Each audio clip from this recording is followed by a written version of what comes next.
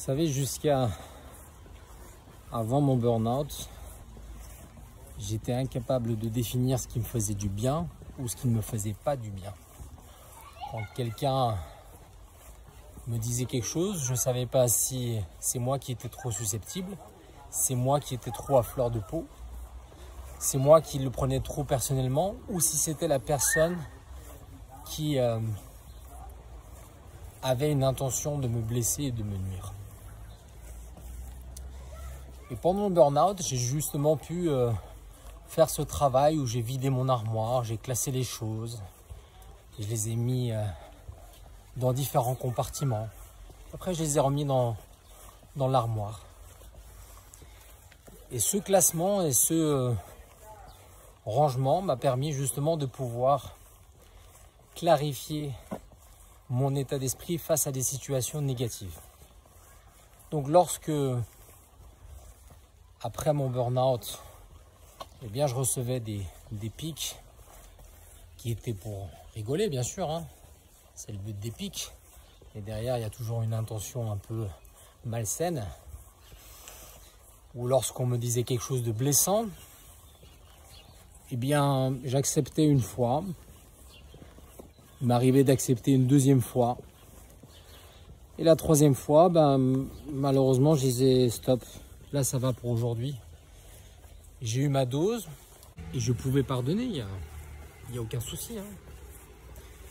Mais ce n'est pas parce que j'avais pardonné cette blessure, cette attaque, cette toxicité du moment que j'avais envie de revoir la personne.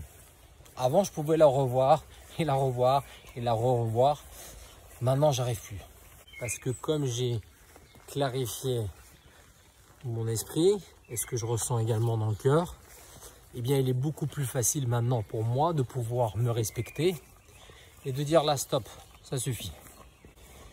Et c'est difficile à entendre pour l'autre personne parce que quand on lui dit ça sincèrement et on lui dit tout simplement que écoute, on n'a plus les mêmes valeurs, on n'a plus la même vision de l'amitié, on n'a plus la même façon de voir les choses, on n'a plus les mêmes projections et les mêmes envies. Quand on dit ça à une personne, forcément on va le prendre mal parce que on va dire quelque chose qu'on ressent au plus profond du cœur. Et on va pas être dans quelque chose dans la rancœur, dans la vengeance. On va être juste dans la vérité avec soi-même. Et quand on transmet la vérité avec soi-même à la personne qui est en face, eh bien ça fait mal à entendre. Parfois les personnes préfèrent faire un ha ha ha ou un smiley pour essayer de l'éviter. Mais la plupart du temps, c'est cette vérité qui vient nous piquer dans le cœur et qu'on n'est pas prêt à entendre. Et souvent, ce qui nous freine dans cette démarche de vérité, c'est la peur d'être rejeté, peur de se retrouver isolé, peur de se sentir exclu, peur de ne plus être aimé. Et c'est toutes ces peurs qui apparaissent au moment où on a envie de dire ces choses qui nous empêchent de dire ces choses. Et c'est vrai que c'est dur de, par moments, se sentir seul, se sentir isolé, se sentir rejeté, se sentir ci et ça. Mais une fois que vous avez passé ce cap, vous n'avez plus rien à faire du reste. Une fois que vous avez exploré cette peur du rejet, de la tristesse, de la solitude, de la colère, en allant explorer au plus profond de vous, une fois que vous avez exploré ça, après voilà, dire ce qu'on ressent au plus profond et le dire à une personne parce qu'il nous a manqué de respect, ça a du sens. Et on le dit avec beaucoup plus de conviction.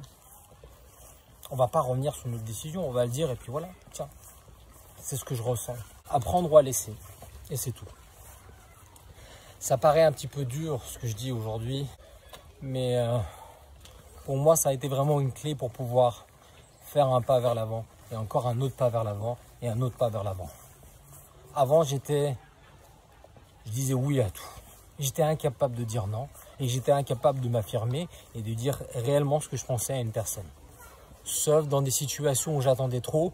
Et à ce moment-là, je me mettais en colère et ça n'avait plus aucun sens parce que la personne ne comprenait pas ce qui se passait en moi. Tout d'un coup, je pétais un plomb et puis voilà. Ça n'avait pas de sens. Aujourd'hui, c'est une fois, deux fois, trois fois adjugé et puis voilà. C'est tout. Voilà pour aujourd'hui. J'espère que cette petite vidéo vous a plu. Et puis moi, je vous dis à bientôt pour la prochaine vidéo.